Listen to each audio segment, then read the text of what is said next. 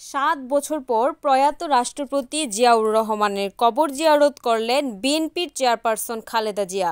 গতকাল বুধবার রাত ১১টার দিকে শেরেবাংলা নগরে রাষ্ট্রপতি জিয়াউর রহমানের সমাধিস্থলে পৌঁছান বিএনপি চেয়ারপারসন। নীল রঙের প্রাইভেট কারে করে বিএনপি চেয়ারপারসন গুলশানের বাসা ফিরোজা থেকে বের হন।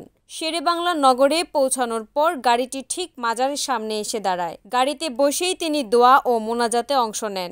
এ সময় গাড়িতে খালেদা জিয়ার সঙ্গে তার দুই ভাই মরহুম সাইদ এসকান্দারের স্ত্রী নাসরিন আহমেদ ও শামীম এসকান্দারের স্ত্রী কানিজ ফাতেমা ছিলেন। জিয়াউর রহমানের মাজারের সামনে সারিবদ্ধভাবে দাঁড়িয়ে মোনাজাতে অংশ নেন বিএনপি মহাসচিব মির্জা ফখরুল ইসলাম আলমগীর ও স্থানীয় কমিটির সদস্য অধ্যাপক ডাক্তার এজেড.এম জাহিদ হোসেন সহ বিএনপির চেয়ারপারসনের একান্ত সচিব এবিএম আব্দুস সাত্তার এবং নিরাপত্তায় নিয়োজিত কর্মকর্তারা। অধ্যাপক এজেড.এম জাহিদ হোসেন বলেন, ম্যাডাম রাতে ইচ্ছা প্রকাশ করেছেন ওনার স্বামী বিএনপির প্রতিষ্ঠাতা প্রয়াত প্রেসিডেন্ট জিয়াউর রহমানের কবর জিয়ারত করবেন। তখন দ্রুত এর ব্যবস্থা করা হয়।